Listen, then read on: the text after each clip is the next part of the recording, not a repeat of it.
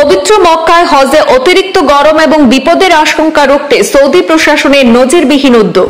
বিপুল সংখ্যক হজযাত্রীর ব্যবস্থাপনায় প্রযুক্তির সহায়তায় নজরদারি বাড়িয়েছে সরকার। সকল হজযাত্রীকে এবার স্মার্ট হেলথ ট্রেকার করতে দেওয়া হয়েছে। এই ট্রেকারের মাধ্যমে হিটস্ট্রোক বা ক্লান্তির আশঙ্কা হলে সতর্ক বার্তা দেবে।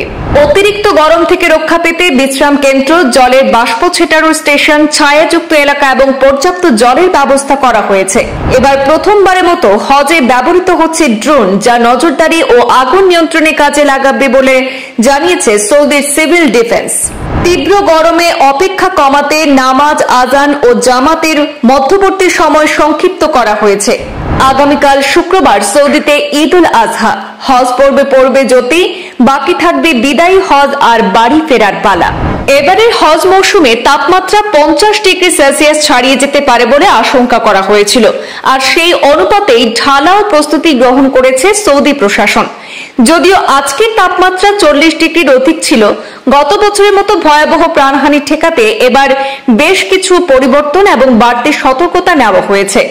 চলতি বছর প্রায় 20 লক্ষের বেশি মুসল্লির আগমন প্রত্যাশা করেছে সৌদি আরব। যদিও এখনো পর্যন্ত মোট হজযাত্রীর নিশ্চিত কোনো তথ্য পূর্বাঞ্চল প্রতিদিনের হাতে নেই, বিপুল সংখ্যক হজযাত্রীদের ব্যবস্থাপনায় প্রযুক্তির সহায়তায় নজরদারি বাড়িয়েছে সরকার। সৌদি স্বাস্থ্যমন্ত্রী ফাহাদ আল জালাজেল এর বিবৃতি মতে, এবারে সব হাজিকে স্মার্ট হেলথ ট্রেকার পড়তে দেওয়া হয়েছে, যা শরীরের তাপমাত্রা এবং হার্ট রেট পরিমাপ করবে। এই ট্রেকার হিট স্ট্রোক বা ক্লান্তির আশঙ্কা হলে আগেভাগেই সতর্ক বার্তা দেবে। এতে হাজিরা বুঝতে না পারলেও নিরাপত্তা কর্মীরা সেই হাজিকে নিরাপদে সরিয়ে নিয়ে চিকিৎসাধীন করতে পারবে। তাছাড়া অতিরিক্ত গরম থেকে রক্ষা পেতে বিশ্রাম কেন্দ্র, জলের বাষ্প ছেটানোর স্টেশন, ছায়াযুক্ত এলাকা এবং পর্যাপ্ত জলের ব্যবস্থা করা হয়েছে। হজযাত্রীদের জন্য এবার হেলথ আইডি কার্ড বহনও বাধ্যতামূলক করা হয়েছে এবং নুসুক অ্যাপ ডাউনলোড করতে জোর দেওয়া হয়েছে। এই অ্যাপের মাধ্যমে তারা জরুরি সহায়তা, দিক নির্দেশনা ও তথ্য পেতে পারবেন। ব্যক্তিগতভাবে জলপান, ছাতা ব্যবহার, রোদে বেশি সময় না থাকা এবং স্বাস্থ্যবিধি মেনে চলার পরামর্শ দেওয়া হয়েছে।